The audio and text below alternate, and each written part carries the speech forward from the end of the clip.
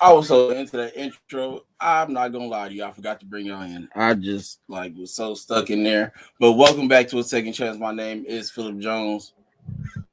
And I'm Tafaro Cook, two-time kidney transplant recipient and founder of Kidney Care Coaches, where we coach people with stage 3 to stage 5 kidney disease. So I today we am, got oh, I'm sorry. a I little bit different. No apologize. problem, brother. You're fine. A little bit of different show. We're just gonna, pretty much have a conversation among friends, talk about how our shows and lives went in 2021, what we look forward in 2022, and then maybe have a little conversation about transplant life, things going on in the transplant community. So first up, Bella, introduce yourself, please. Yeah, I am Audrey Bella Langston, more so lovingly called Bella by everyone. And I am a soon to be, as of March 4th of next year, 17-year kidney transplant recipient. And I am originally from Chicago, Illinois. I reside now in Tampa, Florida. I came here in 2015. I retired from the Chicago Police Department in 2014. I was an active Chicago police officer for 21 years. What else? I have two beautiful kids. My oldest, Brian, it will be actually 42 New Year's Eve, and he is the CFO of his company. And my daughter Ashley will be 30 on April 22nd. She's in her last stretch, last 5 months of law school. And I could go on and on. You just tell me. I don't want to do that. I want to give Jared a chance to jump in. I could, those are the basics of my life. And I am very involved in many industries, and I can definitely share that a little later on. Awesome. Thank you, Bill. We appreciate it. Mr. Brown, Jared A. Brown, Warriors Quest Show. Please introduce yourself, sir. Yes. So Jared A. Brown is my name, of course, and I I got introduced to the kidney disease community by way of my sister-in-law, who has kidney disease, and my identical twin brother is Jeffrey A. Brown. I'm about 8 minutes older. He's almost breech. So not that I'm pulling seniority, all right, but I was born first. And his wife has kidney disease because of high blood pressure. And after having advocated for her with my twin brother, she got a kidney transplant from a deceased donor angel in 2018, on May 25th, 2018. So he and I decided that we wanted to continue to help other people after we had advocated for her. And so we continue to advocate for other people. I've also, I advocate for lupus warriors and other people with chronic disease or chronic illnesses. And in the time that I've done that, I've helped two people directly. One got a kidney transplant October 2019, and then I've had somebody that was on my Warriors Quest show this year in April that a donor watched the YouTube video and decided to donate to the person whom I interviewed. And so it's been very gratifying. God is working, and hopefully going to continue to be an instrument in His hands. Awesome. Awesome. Thank you, Mr. Brown. We appreciate you being on. So, we're going to let you guys start off. How, Bella, how did 2021 go for you and Bella's Hope for Healing and any other adventures you had this year? Yeah, so I don't like to complain about, I do my best not to complain about the year 2021, not to say that I ignore all the pain that it's brought to many lives. However, I try to be that person that does my best to remain positive and optimistic. As Jared was saying, Jared, we under the same network. In fact, Jared is the producer of my show, Bella's Hope for Healing, which initially started out as Sisters Against Kidney Disease. And I decided I wanted to rebrand that name in February, around February, March of this year, because first of all, I wanted more guys to be involved in the show. And I Hmm. did find out that a few were apprehensive because of literally the name of the show. They just took assume and made an assumption that it was just for women. And Yeah. some of you guys be like, then, I'm like, Right. yeah. So that was one of the reasons. But more importantly, especially in the year 2021, it made me realize too that we just have a plethora of illnesses out here. Amen to And the that. unfortunate thing about it is that many of them lead directly into kidney failure, and they may have not even started out with CKD. So we've got not just only renal disease, so many heart recipients, lung, just we've got a lot of them. And I see that firsthand because of the fact that I'm very involved with Tampa General Hospital, which is like number 3 in the nation for transplants. I'm their co-chairman of the Transplant PFAC board, as well as I'm an organizer with LifeLink. So I'm just all in the thick of, this stuff, and just seeing how people are so afflicted, not only with diseases of the body, but things that are affecting them mentally as well, which I can truly say I would be shocked if anyone told me that this pandemic has not affected them to some point mentally. I mean, for me, that year of lockdown, where we were pretty much stuck in our homes, was probably the most difficult year of my life. And I've had some difficult times, due to my illness, due to life situations, just all the things that just day to day life can bring. But that solitude and me not being near my family, my children both live in different states. And when I relocated here, I had no family and no friends. It was literally what I call my faith walk, how the Lord took Abraham and put him in the wilderness. That was me. I was in the wilderness. And so that was very difficult, but I made a life for myself because what my passion has always been is to be at the heart and the forefront of transplantation and organ donation. And so I started that like right out the gate when I got diagnosed back in 1994, right off my probationary status as a police officer. And you imagine I go through all of this extensive physical training that's grueling, and you got your exams, and I was really pushing through. And at that time, I was a single mom, and with my kids, and my kids were a lot younger back then. My son was 14 and my daughter was 6 months old. So there's a big gap between my kids too. So there was just a lot going on, and I persevered through it. So imagine right off of probationary status, I suddenly get very ill while I was out of town celebrating my birthday with friends. And those things that I was experiencing, which are the basic things if you've ever been involved with kidney disease, were the things I was experiencing, but very, of course, unfamiliar to me, like the extreme fatigue, lethargic, very nauseous, urinating constantly, but very little output. I mean, I had never experienced anything like that before, and I just kind of associated it with being fatigued because I got tossed on midnights as a rookie cop, and my life went upside down because I am a early morning girl to the 125th power. And so when I got rushed back to Chicago the next morning, I went blind because lo and behold, I had no idea what. I had that silent killer, hypertension, and that's what it was so high, like at 190 over like about 120 or 30 that it took my sight away. So imagine how scary something like that is. Yeah. And so after going through all the preliminaries of that, the diagnosis, and that's when I was told I had focal segmental glomerulosclerosis. Yeah, yeah, yeah. I'm a pro at saying that now, You've had practice. which is FSGS.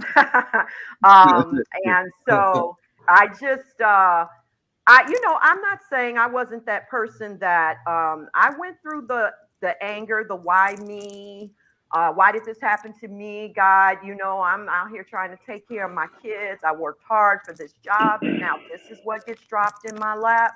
Really? You know what I mean? So it was like God said, girl, you better straighten up and fly right. You're going to be okay. And I just felt that in my spirit.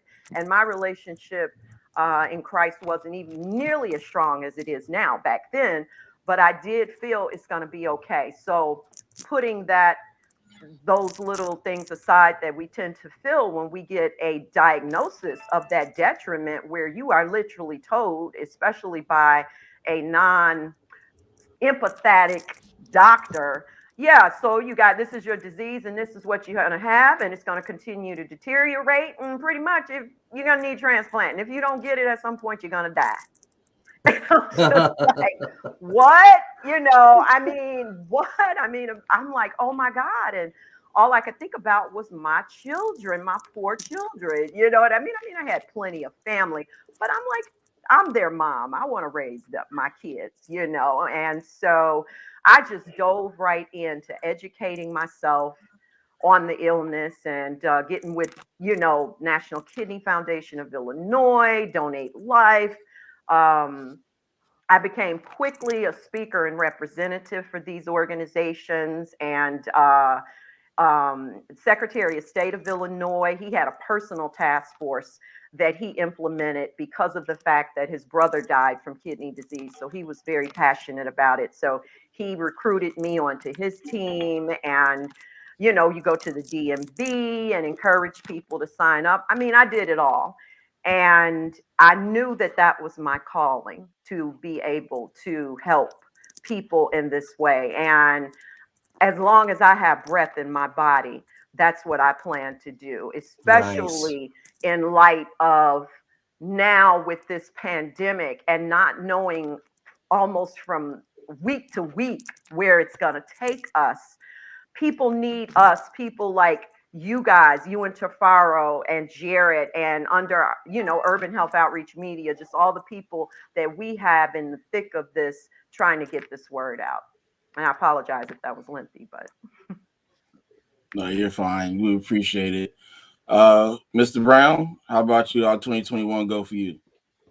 Well, 2021 has gone very well. Like again, I'm still I'm still praising God and thankful for Him that a donor had been inspired enough by a YouTube video to donate to the person on my interview, on wow. my live interview. And so for that, I'm I'm in his debt, so to speak, and I'm very, very grateful for anything that I may do to help people. And so I'm ecstatic about that, and I'm also ecstatic, if I can give a plug, all right, for my my friend Steve Belcher. I collaborate with him, of course, on the Urban Health Outreach Media, and I want to give him props because recently he has gone viral on TikTok.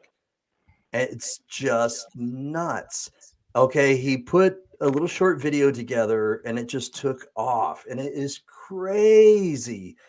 It's like he can't look at his inbox now because there are too many to read through. He's got last time I checked, what was it, 22,000 followers now on TikTok, something like that. If you're watching, Steve, let me know where you're at. But it is nuts. Okay, and so he's gone live a couple of times on TikTok, because on TikTok you have to have at least 1,000 followers, and I'm like at 980. I pale in comparison with what he has, but he.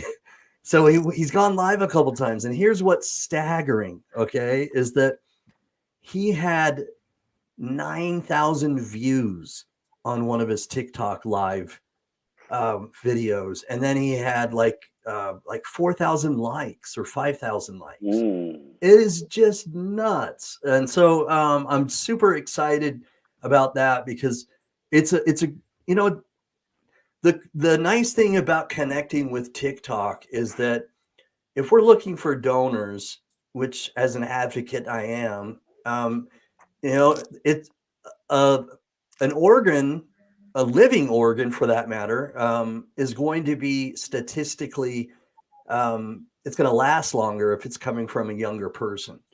And so if we can connect to TikTok, not that I guess I'm generalizing, but mostly young people are on there, but you also are going to see people my age and other people too. But what I'm saying is if we can, kind of connect with that demographic, that's going to help people find donors. And so I'm just really excited about that. And Steve is doing some really good work with showing, he's showing the catheter, and he's showing people the lines, so he's got visual aid when he's showing people on TikTok. It's really cool, and I'm really excited for him. I really am. And so as part of being connected with the Urban Health Outreach Media, I think with his TikTok, I'm really looking forward to our platform growing. And Bella's doing a great job with the Hope for Healing. She's had some spectacular guests on her show recently.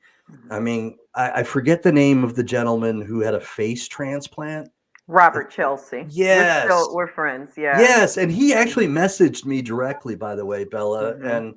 and so spectacular job that she's doing.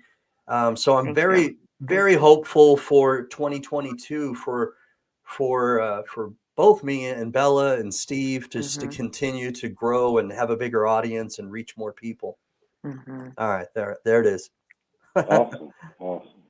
Appreciate it, Mr. Brown. Mr. Cook. Uh, 21 has been great, man.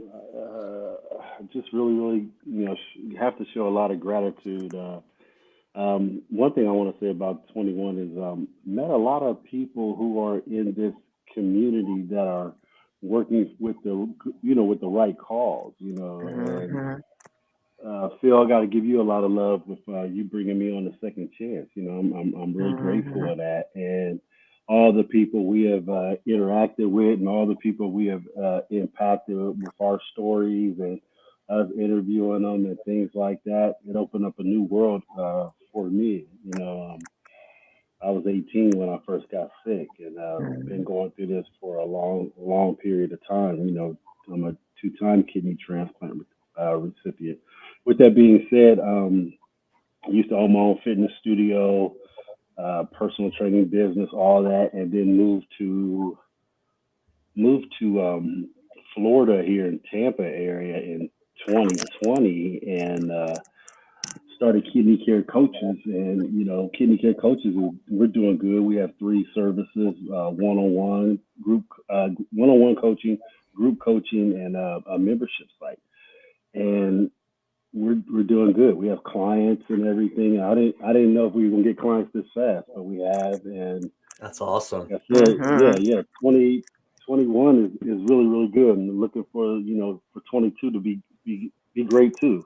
And I Awesome. Mhm. just want to, I just want to thank everybody who is doing their part in moving the needle for, for donors and Mhm. recipients, man, Mhm. because this is beautiful. Mhm. 10, 15 years ago, we didn't have this kind of, Platform. network. Yeah, we Right. didn't have this Right. platform where people can get on and learn about Right. other people's stories, Mhm. and be impacted and see like, hey, I want to give, I want to be a donor. I was in National Geographic did a documentary on me because I was the sixth transplant ever done, which was an incompatible transplant. We were the Wow. sixth one ever Wow. done. Yeah. Wow. Wow. So Wow. yeah, That's amazing. It is. yeah, almost 90 days in the hospital. Plasmapheresis. Wow. I set a lot of Yeah. records. Wow. Woo. Doing that. And when I was on dialysis I was on dialysis close to 12 years. So Wow. Wow. 12 had years? Woo. yeah, and yeah, and during that time, I owned my own fitness studio, so it was kind of crazy. I would get up at 4 o'clock in the morning, do my first peritoneal, go to the studio, start training people. Nobody even knew what I was, Oh going my through in those God. days. Yeah, it's kind of crazy. Yeah. Then I got noticed by just, going into the dialysis center, and I was like, hold on, I think I can help people. Let me start bringing Right. some weights and Yeah. bands. to the Okay. dialysis center. And this was early. There was no HIPAA, none of that. You can walk Mhm. Right, right into the right. dialysis Mhm. center. Yep. Yep. I didn't even ask nobody. I just brought my weights in there and started showing people how to exercise. Right. Right. They was like, "Who's this dude?" So, but again, I just want to go back. 2021 was great. Looking for the future with 22, especially with all of us moving the needle in the right direction. I'm just really Mhm. grateful to meet all you and see everybody Yeah. moving in the right direction. Wow, I love it. And I wanted to add something to that, Tafaros. Man, you said so many things that made me think about other things, but this is also to me what take forgetting about the bad of 2021, and I should have said first and foremost, the gratefulness comes with not having acquired COVID as a recipient. You know Hmm. what I Yeah, mean? neither did That's a I. blessing in itself. Let me get that out of the way. So I got to Amen. give God all the praise for that, as well as everybody else that didn't, not just Right. me. But the great thing about it too, like you said, was the culmination of these various platforms that help so many people, because there are a lot of people out here that are dealing with this because they have succumbed to it, I should say, but they don't know how to deal with it. You Hmm. know what I Right. mean? Most people sometimes think that when you are enduring something, you're the only one.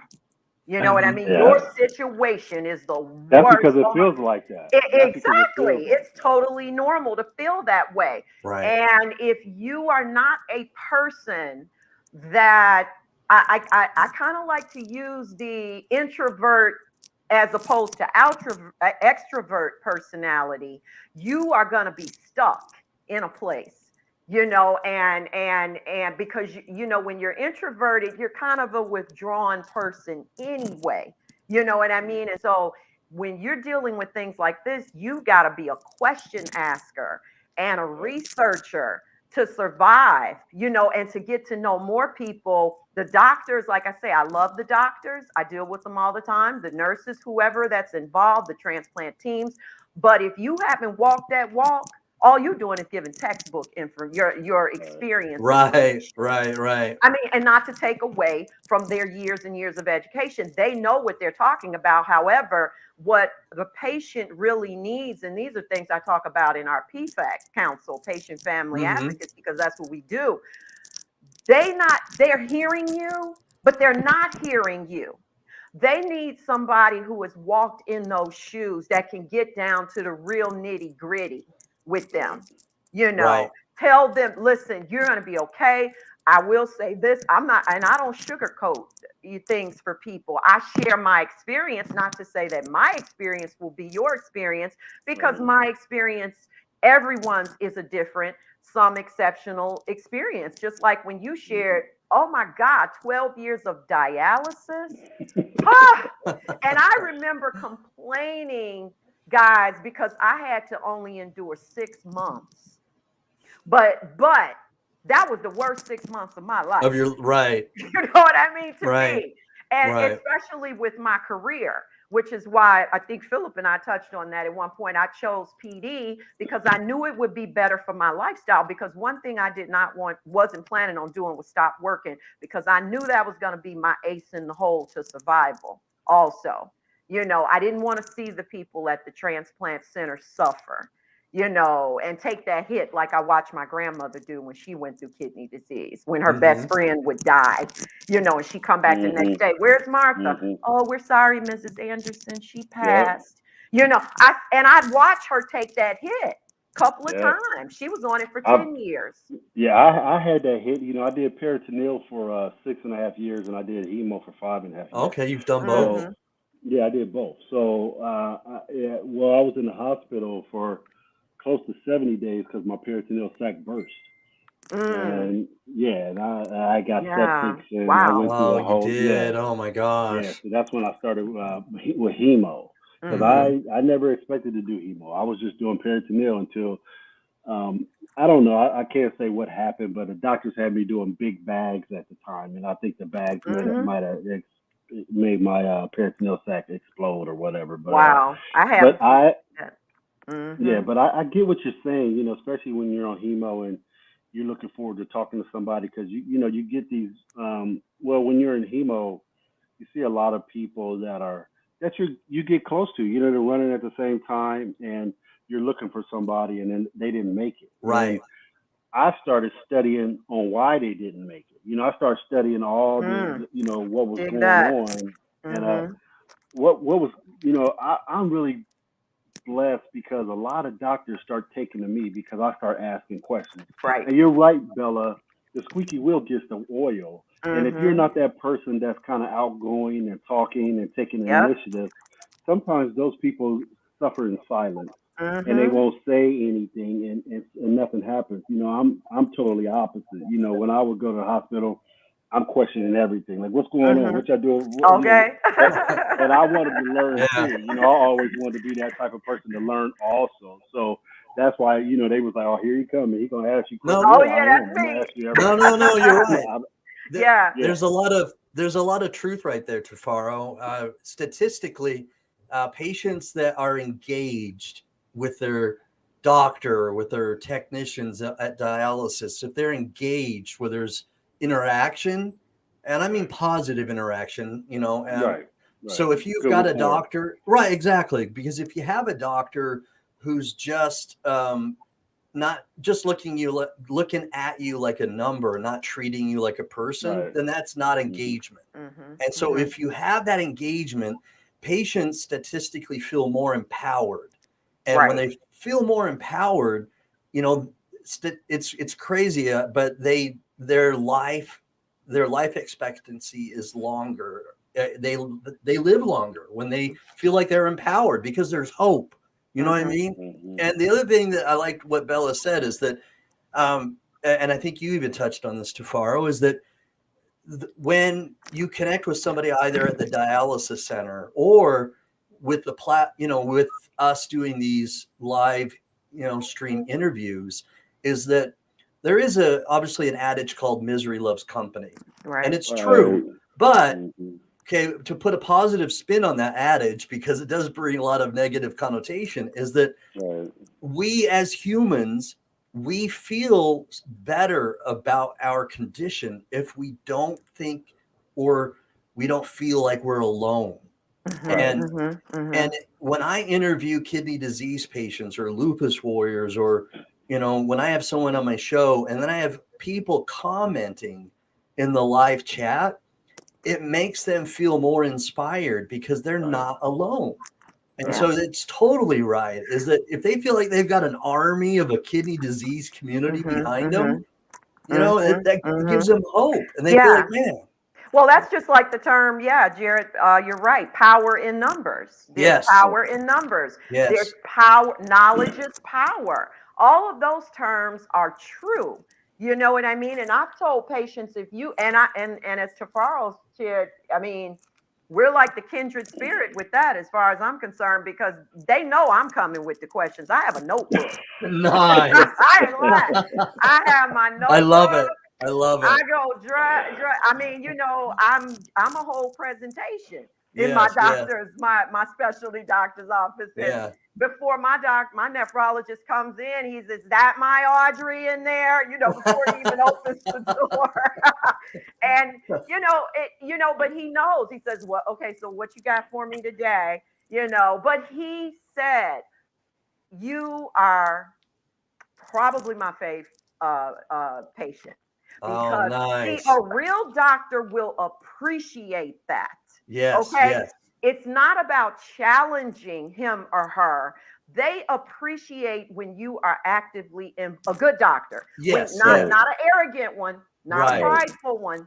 They Right. appreciate when you come with the questions because they know 9 out of 10, more 10 out of 10, whatever they tell you to do that you need to do, you're If gonna do it. Right, exactly. You're If gonna you do it. if you understand and you ask questions, you're more apt to do it if you understand Right. why. Yeah. Exactly. Well, why do you want me to take this med? I always say research your medications.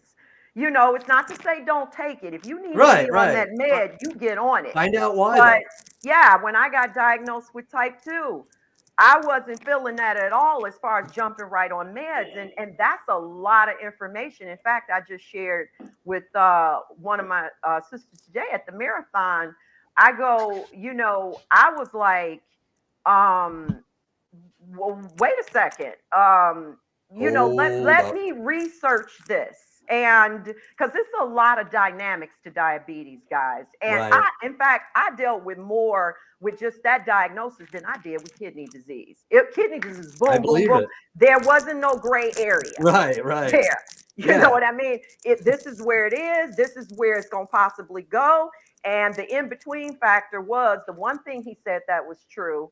That doctor, the first one at the ER, it was what was going to happen eventually. And it wasn't so much as I've told my children growing up in moments of discipline. It's not what you say; it's your execution of it, how you say it, Mm, yep. that's impactful. And so his Mhm. execution sucked, and he sucked, and I did report him about it because you got somebody terrified, young. I was only like 32. That's not cool. And if anyone has a doctor like that, or if anyone has a doctor where he or she has an issue with you asking them questions, run. That is Right. not the doctor for It's not you. a good doctor. Yeah. No, no, you're not going Right. to get anywhere but more frustrated and possibly Mm-hmm. sicker than you Right. already Right. are because you And, need a and sound Bella, support. Mhm. right, Yes. and Bella, let's hope. We have voices too, and so we can write out surveys and everything with our doctors Yeah. also. So that Good gives the point. patient a voice. Yeah. Mm-hmm. So Absolutely. let's hope that nowadays that that doctors are coming with their bedside manner, and they come and they understand that they can't just treat people like, okay, you're just a number. Yeah. Hopefully they are giving everybody because back in the day, when this first happened to me, there was no doctors really saying too much of anything, and I got sick in 1987, and that's Wow. when that was early, and like I Yeah. said, there wasn't, doctors would come in and tell you a little bit and you would go on. And that's what honestly made me start questioning everything because I never forget. I went in there and got just listening to the doctor shaking my head like, okay, he's right. Right. Did what he said, and it turned out bad. And Yeah. after that, I was like, okay, I got to get a voice of my own. I got to start following my own stuff, Mm-hmm. Right. and I got to do what's right for Tafaro. And that's Exactly. what made me step up. And this was the early part of transplant where they were doing transplants like once a week at the Mhm. time, and dialysis. I did the manual PD stuff like Mhm. that, Mhm. and they wasn't really giving you a lot of information on whatever, so you really had to search out what information you could get. Nowadays, there's Mhm. platforms over platforms where you can get information and everything. Right. A But lot more and that's where accessible. yeah, that's where where kidney care coaches comes in because there is information, but what we do is we help the if you're a good player, you have to have a coach, and so Yeah. we coach you with the True. information. Jordan had a coach. LeBron got a coach. Kobe had a coach. Yeah, these guys are good, but you need somebody. What I consider like I'm a coach. Well, the information is there now. I'm helping you apply the information. Yeah. I'm helping you Absolutely. Yeah. make you understand. Most coaches played before, so I'm going to tell you how dialysis Yeah. is. I'm going to tell you Mhm. from a first hand perspective that I did it, over a decade. So I could tell you straight up. I could tell you how to get a fistula. They did a Mhm. Mhm. documentary on me getting a fistula also. So I've been through a lot, and a lot of my stuff is documented also. So I can tell you firsthand this is what's going to happen when you get a CVC joint, a catheter. This is what's going to happen when you get this. This Yeah. is how it's going to feel. These kind of medicines make you feel like that. So that's where we come in and not just giving you the information, but helping you apply the information. Because a lot Mm-hmm. of Right. times you can give somebody a play and they can't run the play because they can't apply it. So, Absolutely. And another good thing, 2021 gave, especially during the lockdown period, it forced or should have forced also people who are driven, like we all are, in this passion that we have to work on that even more Right. intensely, because we didn't have nothing else to do. You know what I mean? And I know I worked on some things, and I love that my girl Trish, yeah, well, you all know Trish Phillips. She started her organization recently, so I'm so excited to see what she's gonna Me do too. Me with her, too. yeah, with hers. I know Yeah. it's gonna be She's great because amazing. she is, Hmm. and as well as other people that I know that Right. have started Right. organizations. And we need this, especially, and you guys all know this, in the people of color community, Right. because it's just fact. Kidney They're disease, stats. yeah, it's statistics. Exactly, Right. Jared. And Let's talk about sure. let's talk about what things transpired in 21 for our community. Like my transplant doctor was Dr. Robert Montgomery. I'm not sure if you guys are familiar with him. Mm-mm. He's the one that No. did the pig transplant. Oh, He right, did the right. pig Okay. Wow. kidney. Yeah, Okay, now All that's right. my I doctor. know what you're talking about Yeah. Yeah, now. yeah. So Yeah.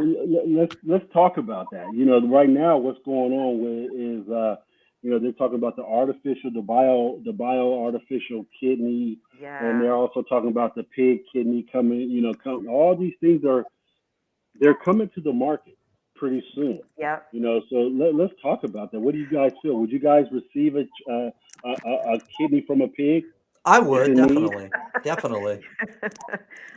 I would. I'm sorry. Go ahead, Jared. Finish your No, point. You would. I definitely would. I mean, and this is the first time I've been on a discussion about that, but I've also been on a discussion about, a compromised kidney from, high risk Mm-hmm. factors, hepatitis C or Hep this, C. that, or the Hmm. other, or drug addicts. And Yeah.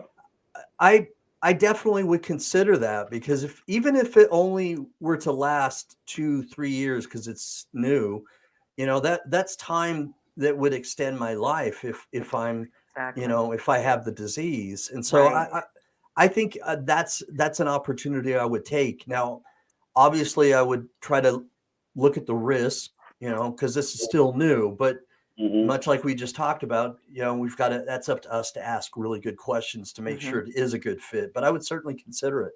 Mm-hmm. Yeah, Mm-hmm. and one of the reasons I would consider it also, Jared, is because even if it didn't work, they could find out information Yeah, on how right. it is, Let's or get data. okay, this Mm-hmm. can help somebody else Right. in that situation. Go Exactly. ahead, Bella. I'm sorry to Yeah. cut you off. Oh Go no, ahead. you're fine. I like the point you just made. Yeah, and I'm gonna just come up and piggyback, no pun intended, behind that. Hey, Um, don't hog the time. Don't hog the time.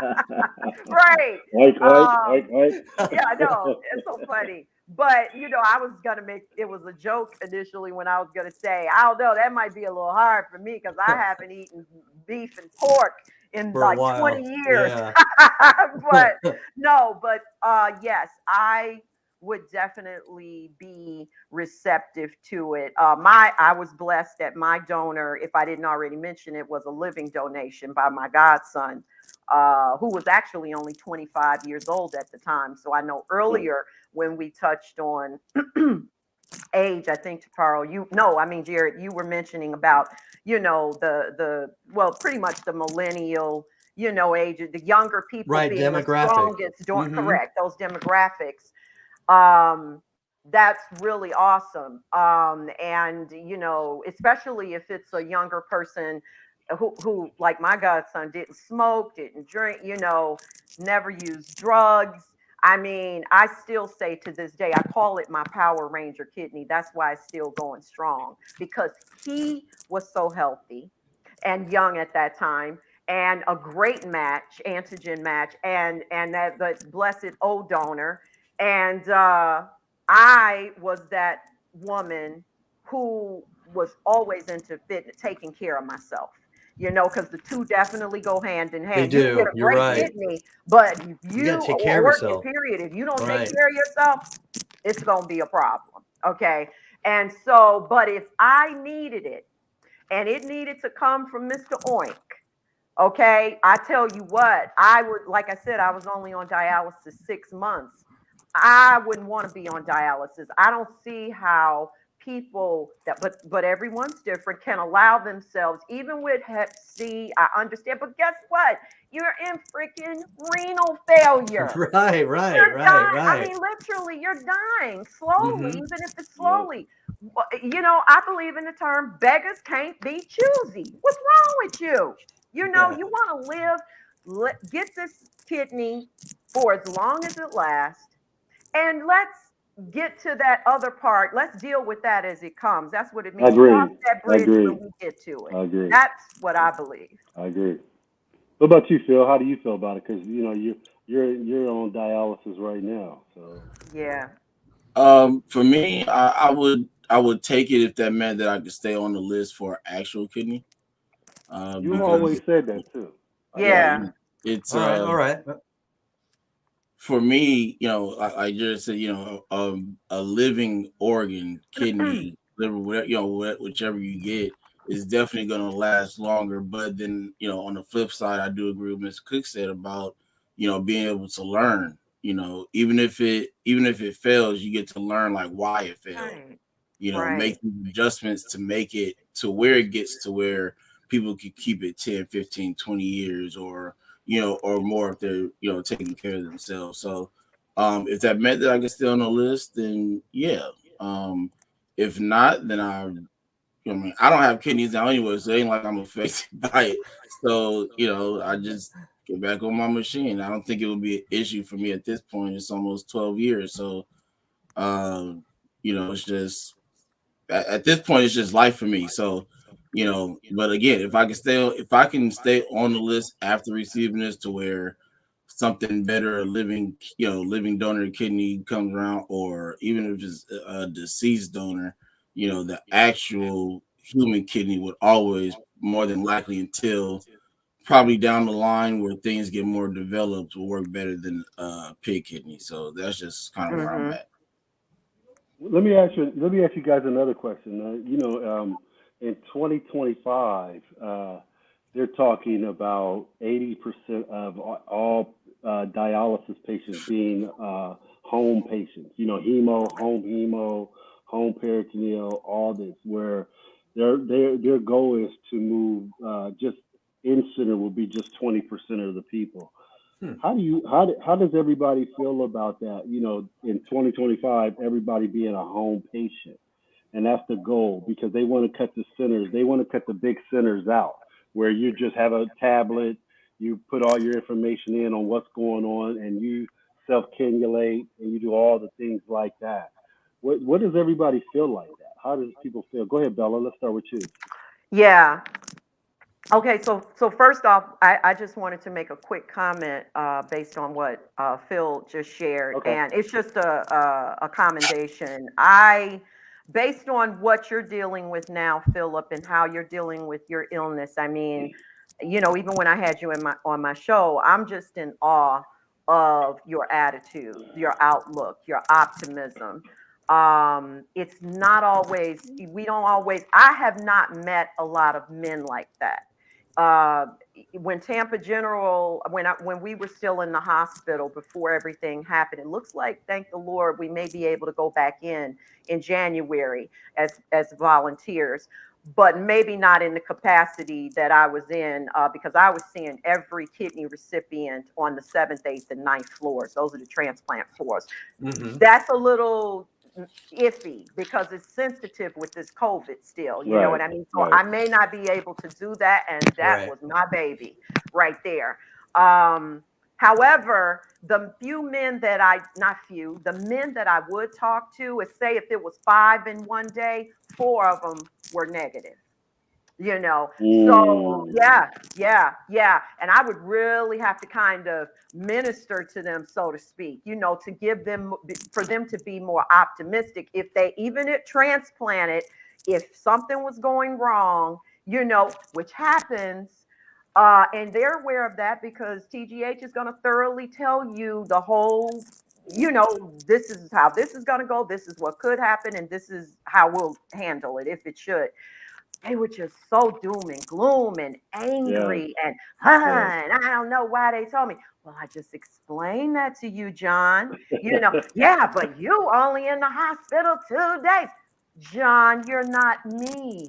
We're all, I mean, literally, this is how some of this stuff would go. So I just love it when I see a man, a brother, or whoever that is like die hard with being optimistic and positive. So I just wanted to commend you on that. And Jared, you know that he reminds me of Robert, Okay. Robert Kelsey, the Right, face right. transplant. Yeah. So I just want to say that, bro. But back to what you asked, Thank you. Tafaro, where do you The know? question was, how do you feel with the new uh, signed petition where they're talking about the goal is going to be 80% of all Yeah. dialysis patients moving to home by 2025. That's only Okay. 3 years away, so it's not That Right. that is. That's long, coming really you know. quick. 'Cause- And and, yeah. and, and we have close to 100, 3 or 4, I think it's like 5 or 600,000 people on dialysis right now. Yeah. So that's a big shift, and we only got 3 years to do this, and that's the Mm, goal.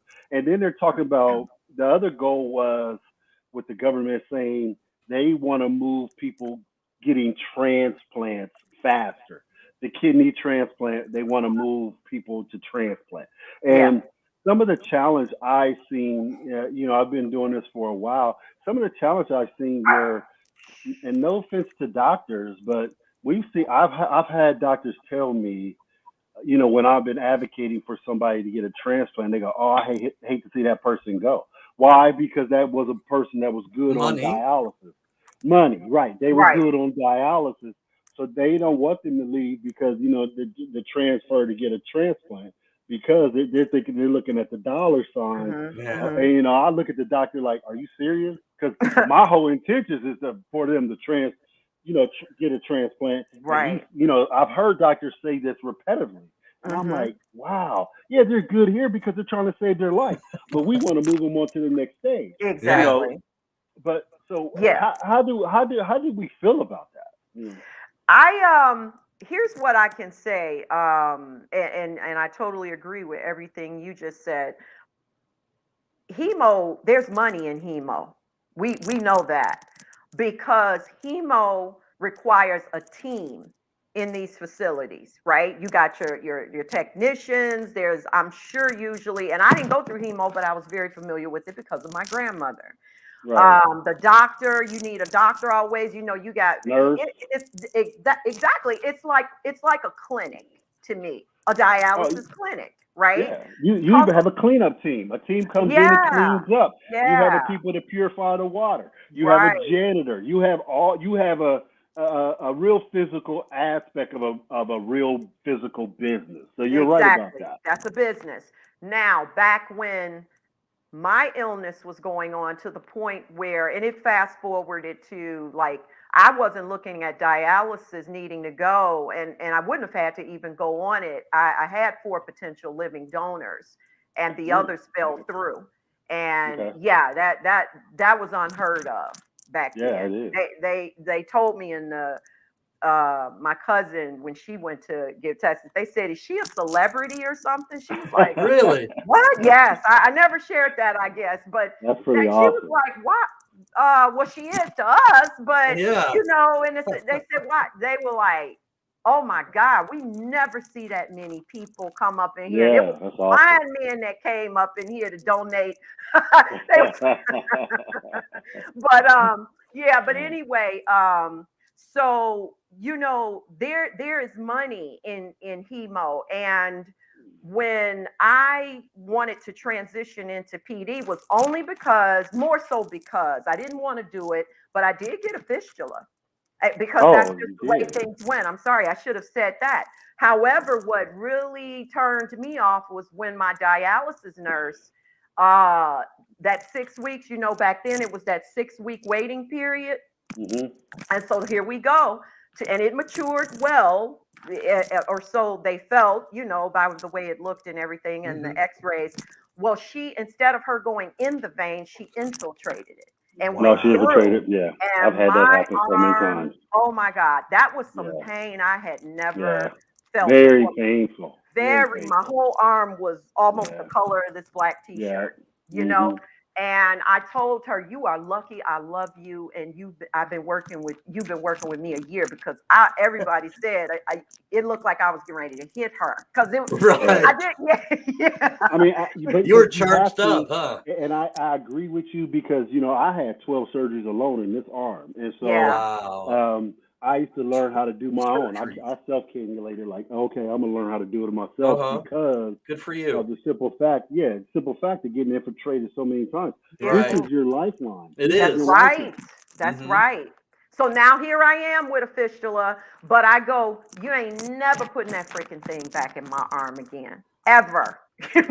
And so that's when another nurse asked my nurse, Yvette, did you tell Audrey about PD? See, that hadn't even been presented to me as an option. That's Wow. when my antennas went up. What Right. is Right. PD? And Right. that's when I started doing all the research and I came to Right. find, oh, okay, okay. So it would be a lot more financially conducive for this hospital to have me on hemo as opposed to Mm-hmm. PD. So I said, what does that entail? And they told me and everything. I was like, let's do it. Now, here comes the answer to your question. What I think is that's very interesting because PD is a lot more stricter in my opinion. I had to go into literal training for that back then, and it was 5 days a week for 6.5 hours a day training. I Mm-hmm. took a medical leave to do that training.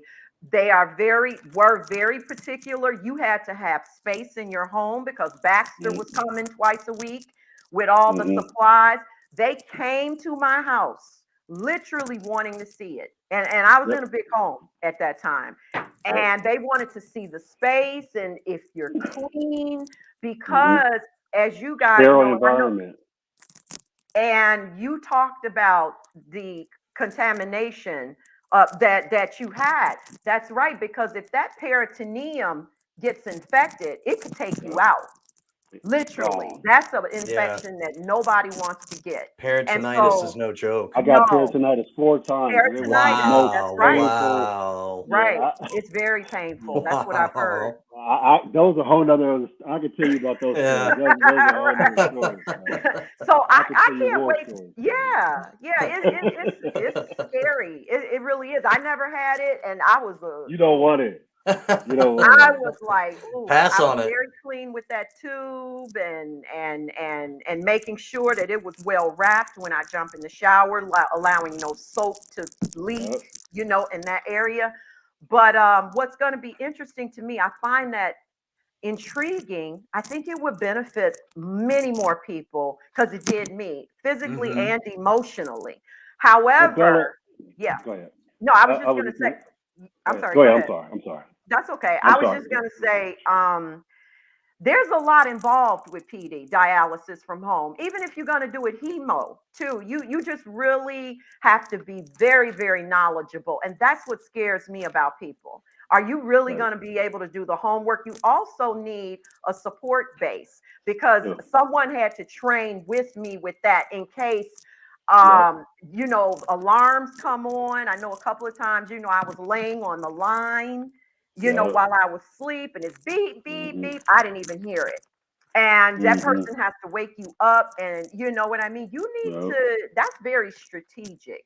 I would love to see that done because, in my heart of hearts, I believe it would be much more beneficial to people all the way around. Absolutely. Absolutely. Yeah, I agree with that also, but with home hemo, it's a lot of work too. Yeah, It's not just as easy because again, you have to self cannulate and they Mm-hmm. have to come in and teach you also. yeah, The only challenge I see when I start working with somebody who's doing home, I'm giving them some information too because I learned the dialysis like inside out, both PD and hemo, and the default, the only challenge with the everybody moving in 25 to home is the default mechanism is once somebody does not fully understand PD or hemo, they go right back to the center, yeah, especially hemo when you're doing home hemo. Right. It's like, yeah, okay, I messed up. yep, I don't want to touch it no more. They get yeah. they get They get afraid like they did discouraged. something Yep. wrong, and then Mm-hmm. the default is going right back to the center Yep. and doing hemo.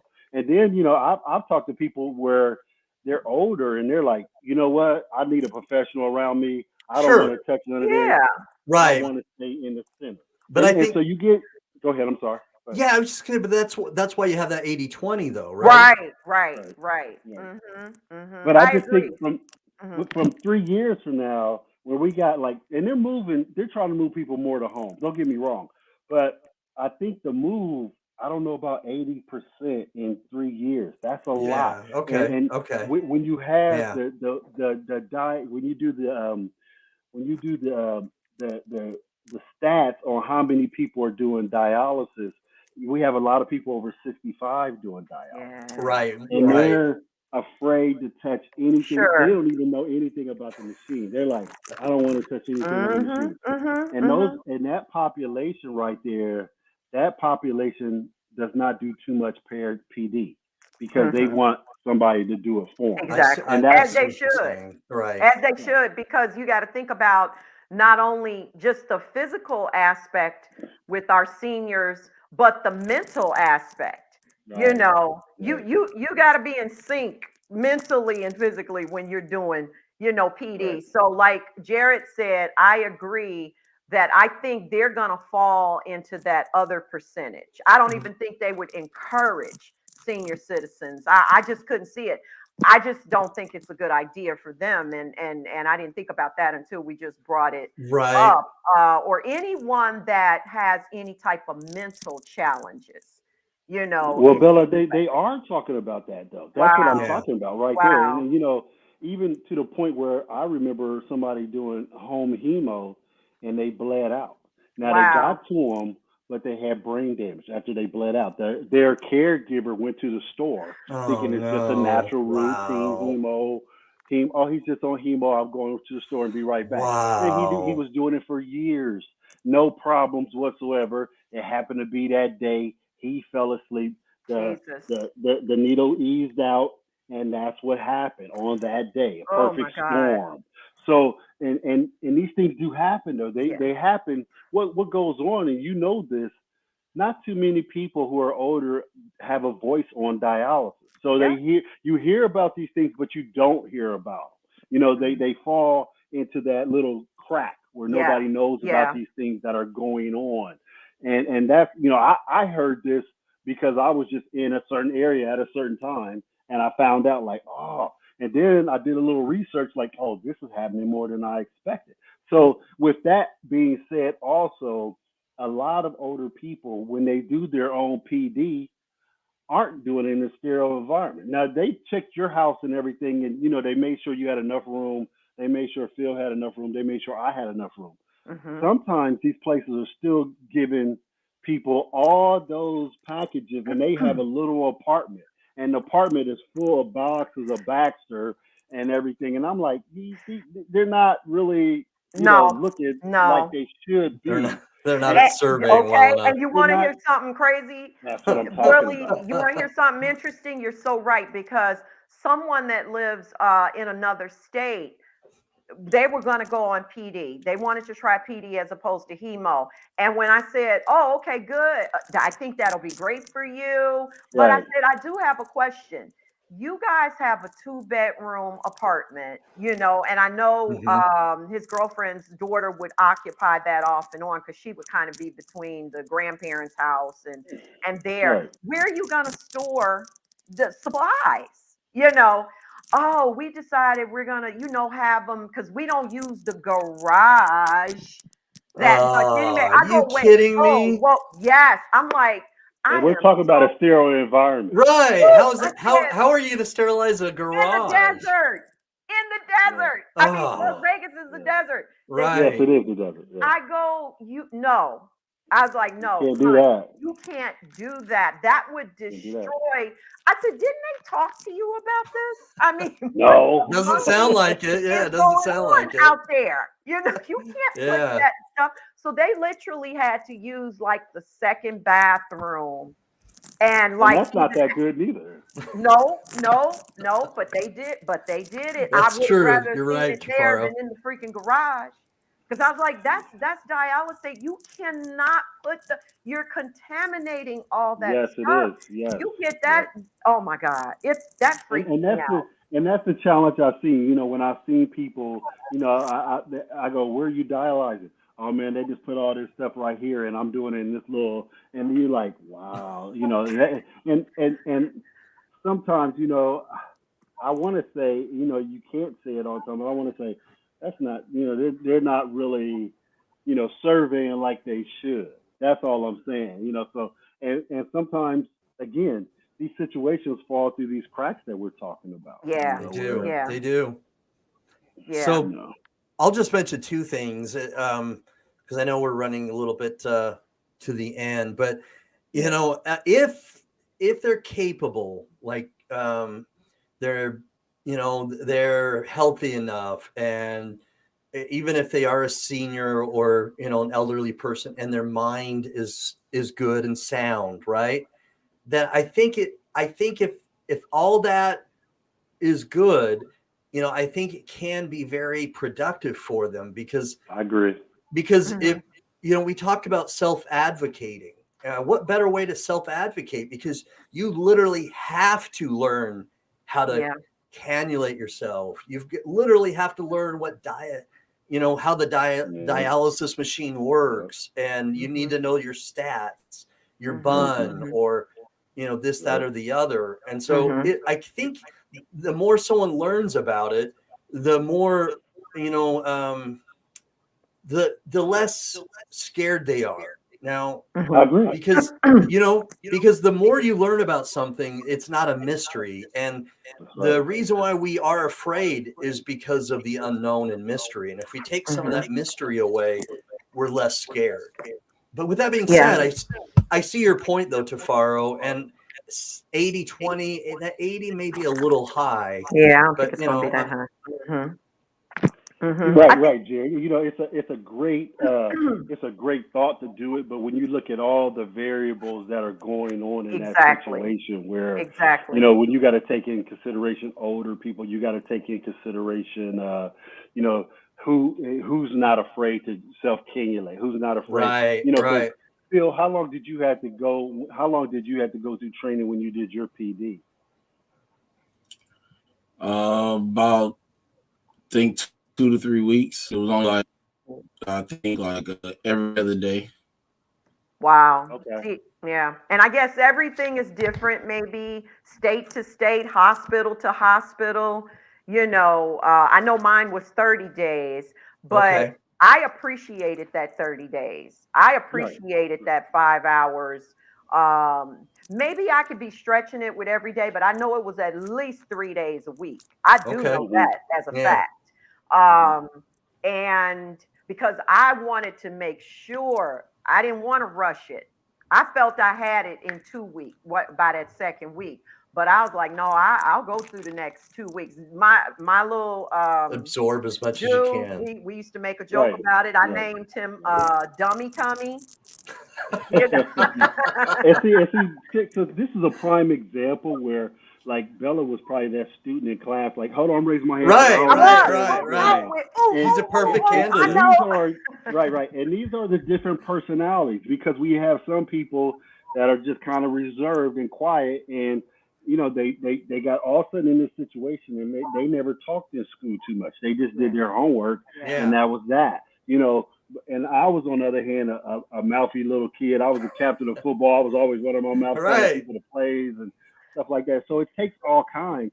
But Mm-hmm. the kind we see where they fall in the cracks are the kind of kids that were not kids, but just people who are really settled and reserved, and they let everybody else take the command. But I'm saying, in this type of situation, when it comes to your health, and I don't care what it is when it comes to your health, you have to speak up. You have to be Absolutely. Amen to vocal, that. Mhm. Amen to Mhm. that. and you want to Mhm. build that rapport, I and agree. Mhm. it just goes back to what we're talking about. And Mhm. sometimes I've had clients where I like, look, you got to ask your doctor this. Well, and they make excuses why they don't want to, step up Yep. and ask these questions like this. And I'm like, please, your doctor will thank you just to ask the question. And once they Absolutely. do, yeah, once they do, they're like, you know what? My doctor was thankful that we had an interaction. I'm like, great. That's what you want to have, Yes, man. yes, yes. Right, right. But also, guys, one thing we didn't mention as you were sharing that, Tafaro, that I just thought about. Yeah, I can't see that being an 80% because, we didn't even include or touch on, there's a lot of children on dialysis, Yes, okay? yes, And yes.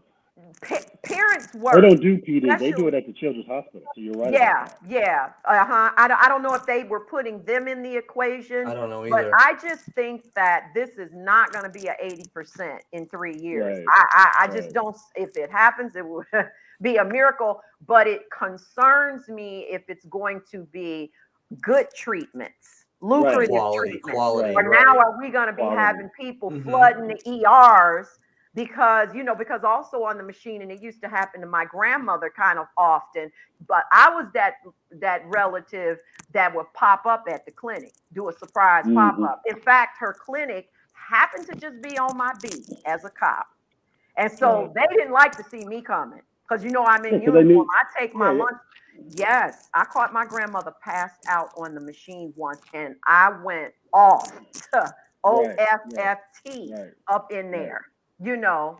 But Bella, Um, you can't go into the centers no more. Right? When I before, heard. right before COVID, I was going in Columbus, Ohio. I was going to the centers because they had me coming up there speaking to different centers. They had me doing a Yeah. lot, and I was always in the centers. COVID hit, you couldn't even come in. The first time I came Wow. in when COVID hit, I was in a full hazmat Oh, suit hazmat because suit. we didn't know what was going on. I had a Right. full shield on. And I'm sitting there like they want to be, because at the time I was a motivational speaker too, and I was like, how am I speaking this too? They looking at me like I'm from some other daggone world, and they I want would have me to been speak in this laughing. suit. Everybody sitting in masks, and I got this hazmat suit on. I'm like, and I'm not the littlest dude, but I'm looking crazy. Like I don't even feel comfortable talking to somebody in this suit. Okay. I'm how just how trying to think how how are they you were supposed able to to take you breathe. seriously, right? Yeah, Right. It yeah. was weird. It was weird. I was You're like, like, man, I what are feel you so doing weird. up in here?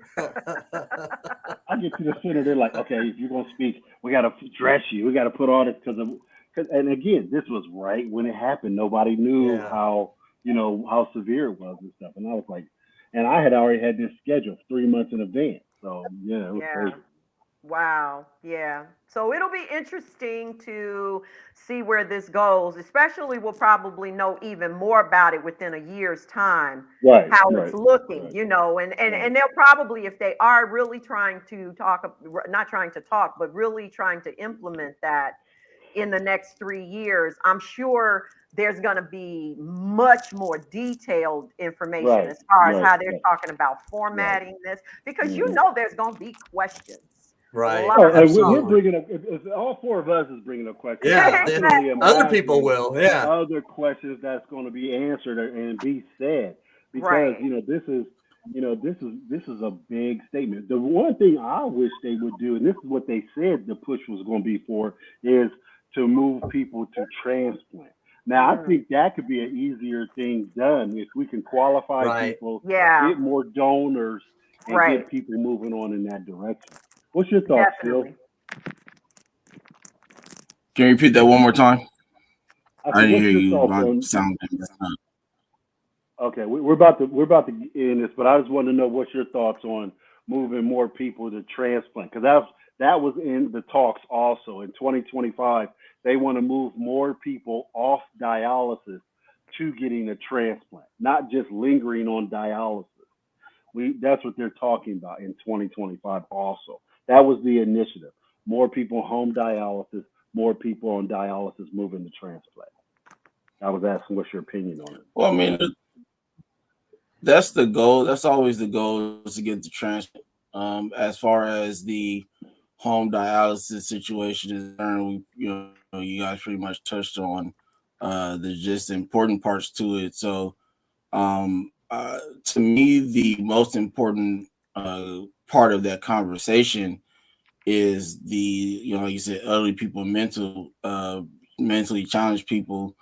But there's a way that you can get around that and still put them on home dialysis, whether it's peritoneal or hemo. And the way that you make that happen is the money that you would normally spend on paying doctors and nurses and techs and people cleaning and things of that nature. You pay nurses to be there at night with these patients in their homes to be Okay. able Okay. to Mhm. put them on hemo wise and make sure that their houses are clean and stuff for PD and things of that nature, because you're not going to spend nearly as much trying to pay the nurses, just the nurses and maybe one other person to worry more about the clean parts of it. So two people in the household as opposed to 8, 9, 10 people in a Full dialysis staff. clinic that you have to Right. pay.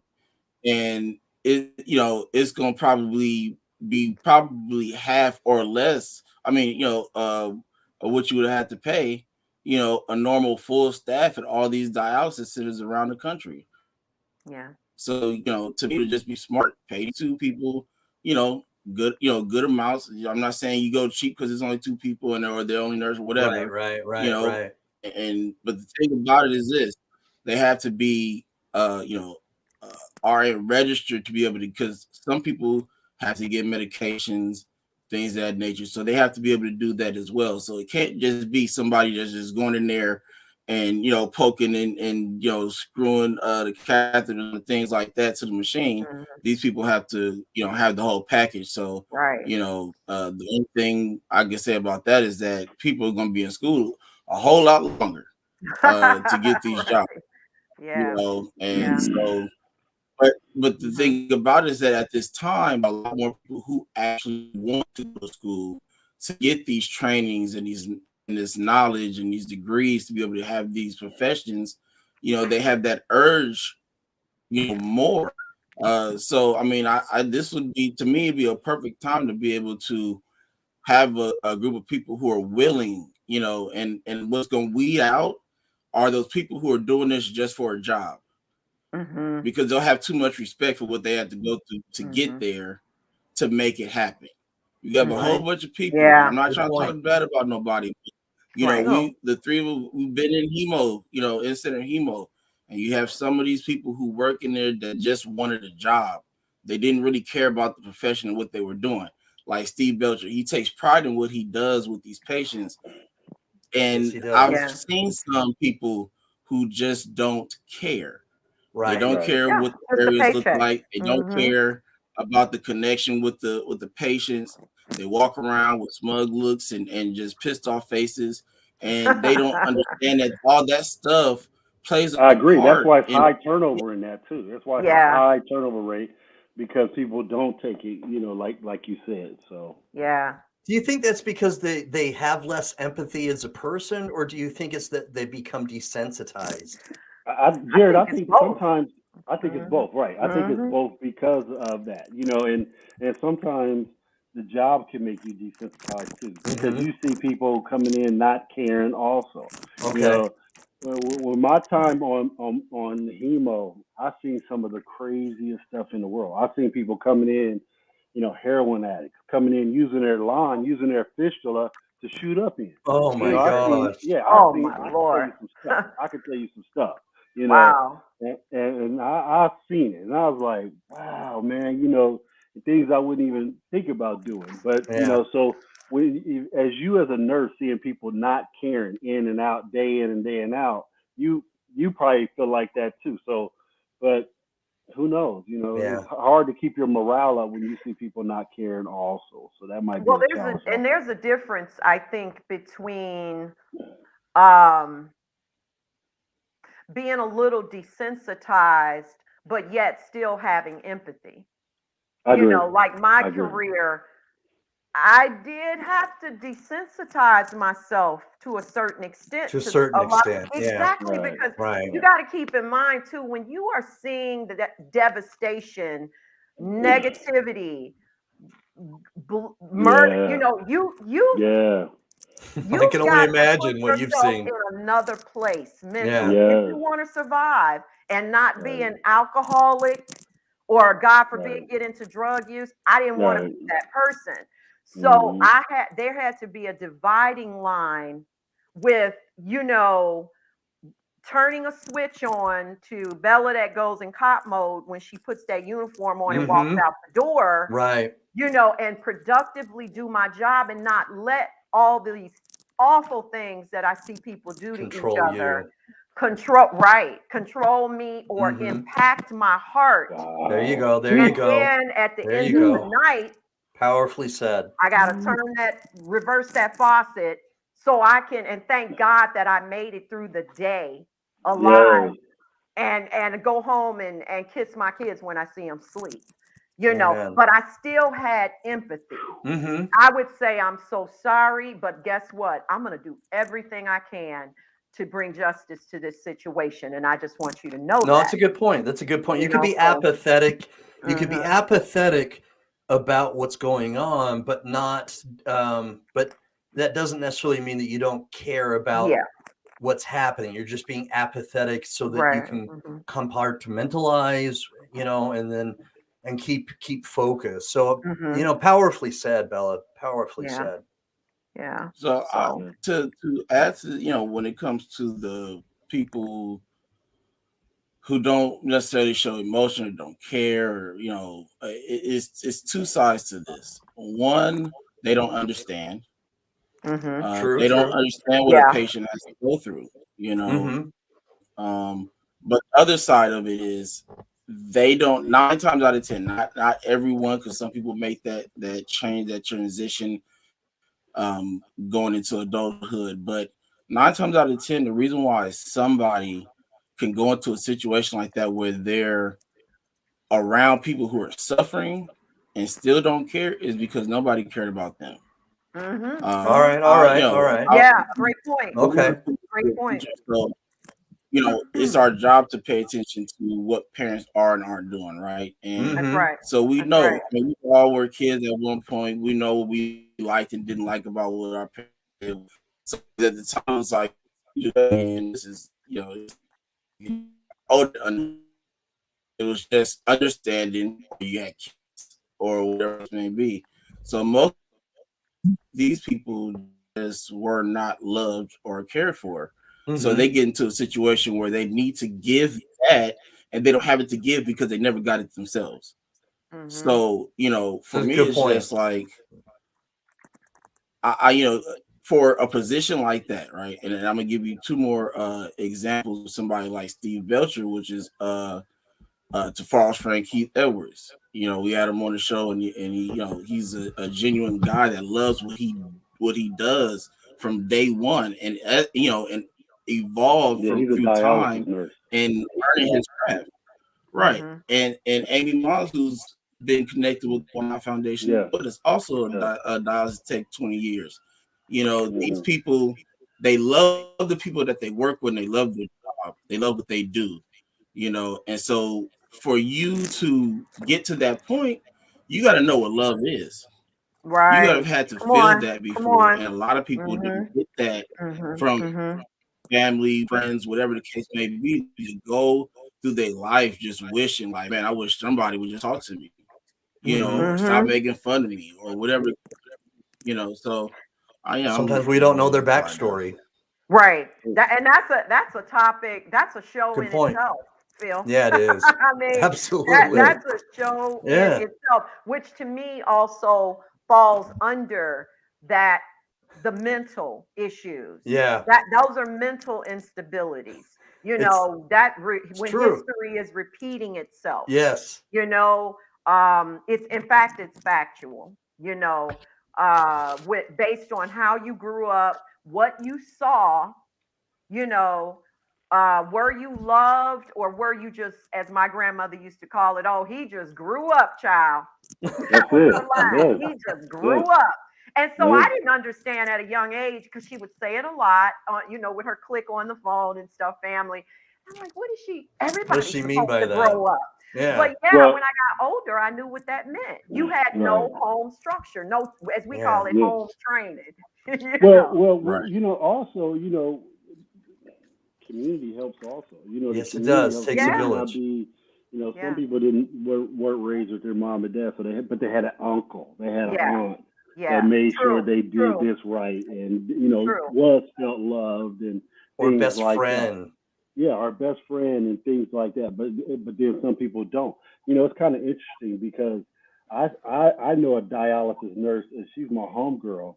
She cares too much. She gets in the daggone patient's tail. And then I remember when she was my nurse, and she was the dialysis patients would be like, "Man, she gets on my nerves." I'm like, "She's only trying. She cares for you. She There you cares. go. That's why Yeah. she's getting on your nerves so much, is because she cares so much. That's right. Her heart. She wore her heart on her sleeve. So Right. Okay, okay. she really, as soon as you were new, she would get like tell you everything, and if you wasn't following it, she'd be on your tail, and I'll be like, Yeah. "Hey, she on you because you need to be doing better." So Right. Yeah. Right. And the only person that wouldn't be able, or people that wouldn't be able to see that and realize that and understand that and appreciate that are people with a prideful spirit.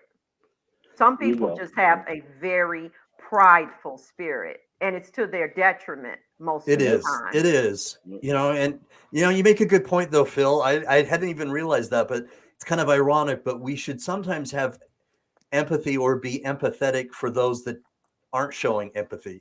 So I Yeah. agree. it's kind of Yeah, ironic, but absolutely.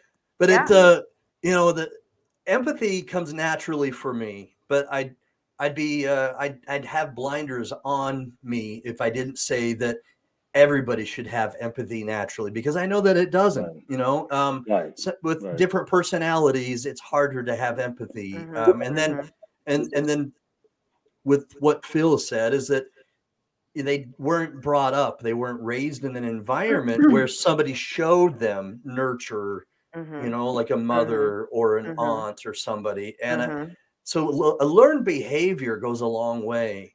Mhm. And Mhm. if you're not Mhm. shown by action how to nurture and how to be tender hearted or so on and so forth, you may not, that may not come as naturally, and you may not have it and show it to, your friends or your Right. siblings. And for I So, those agree. who don't, oftentimes it takes a spiritual transformation. You know, um, when we are so our bad habits are so embolden us that when we get up in the age group that we're in, the probability of those extreme changes happening are very, very small. yeah. And so it takes definitely our higher power to come in there and change that heart around, and soften it. And to me, that is the one good Yes. thing I would say for just my closing statement about illness. If you are succumb to an illness like we've dealt with and others, the ones we're talking about that can take your life, and you end up needing a transplant or whatever, if there is no change in you Oh my gosh. spiritually, Yeah. Then you're in trouble. you can You forget it. are. It ain't gonna You happen. are. Right. Now that's You just are. the way I feel. I'm not downing anybody, but if that does But you not are in If that does trouble. change not you, humble you. come I on. don't know what it is. It's Right. over. I just Right. here's the towel. I'm throwing it in. I'm done. That bird is Okay. cooked. It's all Right. over. Right. So, Wait a Right. second, Bella. Did you have that towel there the whole time so you could do that? no, no, I rest my arms on it because I'm All right, all at a right, all glass right. table. Shut up, That's Jared. But it came in handy for that reason, it though. did, yeah. Yeah, with no, that being seriously said, though. with that being said, Phil, go ahead. We'll give it to Phil. Go ahead, Phil. Well, I appreciate everybody coming on tonight. Definitely enjoyed the conversation that you guys had, and I'm more or less a sit back and listen person when I don't have nothing to say, or instead of just talking just to be talking. So, but it's the end of the year. Uh, you know, these past 2 years have been kind of rough. For everybody, we've lost people, getting COVID and things of that. So but it's just a time. It's the holiday season, so all I can say is take the time to realize what you have still, and be Yeah, grateful for it, because it can be Amen. gone that's right. at the snap of a Amen. finger. Mm-hmm. So, Yeah, for sure. real quick before we, jump out of here, 1 minute. Bella, what are you looking forward to 2022? Oh wow. I am looking forward to, I don't want to say, because I don't know if that'll be the case, but I am looking forward to, if not the eradication, the lowering of this pandemic. Because, well, just because, so we will all be relatively safe again, where it's not taking lives the way this has taken as many lives. But I'm also looking forward to expanding what God has in store for my life for 2022, which is always, like I said, going to be evolved around helping others, because I really believe that is the key to your own happiness. That is where your true blessings come in. And what the Heavenly Father looks at Amen. is, what are you doing from, or on Judgment Day? Even I always say, He's not gonna be asking, oh, you graduated summa cum laude, get in this line. No, He's gonna want to know, what have you done for my people? Hmm. Go. He's gonna be like, go. And if you can't tell Him, it's not going to be looking too good for you. And so I want to see more souls saved in Christ. I want to see more people come to God, because I know what that transformation can be like. And I am just looking forward, like I said, to everything we're doing, the continuance of our shows, and in fact, in them embellishing more, like, the great things that have happened with Steve's show and everything. And some things that I'm working on to come to manifestation. And staying healthy is the key. Yes, it is. Awesome, awesome. Thank you very much, Mr. Brown. What about you? Yeah, I'm staying healthy. I just got my booster shot, my third one. So Hmm. I got the jab, the third one, and I'm looking forward to health and wellness. But uh, man, powerfully said again, Bella. You speak wise words, and I Thank you. I want to help as many people as I can. I really do, and I've often said, and I firmly believe this, that if I'm not helping somebody, I think my God is not happy with me, Hmm. because I I if I'm not using the gifts and talents that He's bestowed upon me, Hmm. and I think Hmm. that's wrong. And so Right. I honestly want to help as many people as possible. And to Bella's point is that when we are helping people, He's most pleased with us. Yes. And Yes. so I do want to reach more people. And one way to do that is to grow our YouTube channel. So I'm looking forward to doing that. You know, Facebook is always going to be part of our platform, but um, we're going to be streaming to YouTube, and we're trying to grow our YouTube channels because Hmm. people can find videos there a lot more easily. And so we're looking forward to growing our YouTube channel so that we can reach more people. And that's the Hmm. end goal. Is I just want to be able to get connected to more people. I'm Yeah. looking forward to that. Yeah. Awesome. Amen. Hmm. Well, thanks, guys. Awesome. Mr. Yeah. Cook. Thank you, Thank guys. you. This has Means a been lot great. that you thought of me. Yeah. Oh, we Yeah. got I Mr. Cook. agree. Mr. Yeah. Cook, Say It's. go again. ahead. Hmm. Oh, okay. I said, it's Well, your turn, I just sir. want to. Oh, okay. It wasn't. I didn't hear you. I just want to piggyback on what both of them said. You know,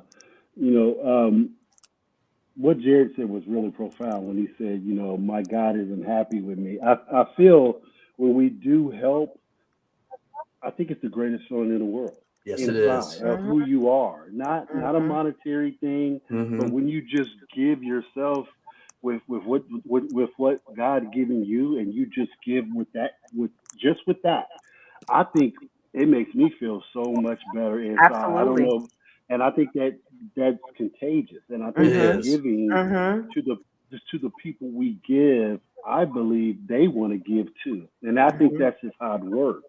Hmm. And if we all keep just moving the needle in the right direction, Yeah. slowly but surely, we'll get over that hill with everybody getting transplants, everybody on dialysis having a window to know when they're going to get a kidney. You know That's what I right. mean? Not just when I was on dialysis, I felt like I was treading water in the middle of the ocean, waiting for somebody to throw me a lifeline. But now, hopefully, we get everybody to the point where they can get a date. Like, okay, I'm on dialysis now, but I have a date. Mhm. that I'm going to be moving Light on, at and the end of that the tunnel. Mhm. Yeah. right light at the end of the Mhm. tunnel. Where some of us didn't, sometimes we didn't feel like there was a light at the end of the tunnel. Mhm. So yeah, I believe if we all keep moving the needle in the right direction, we will see this to fruition, and that's Mhm. what I want to see in 2020, Mhm. Absolutely. 22. And I'm just going to stick a pin, a little nugget rather, in one more point of that, Tafaro. That's true. And to do it collectively.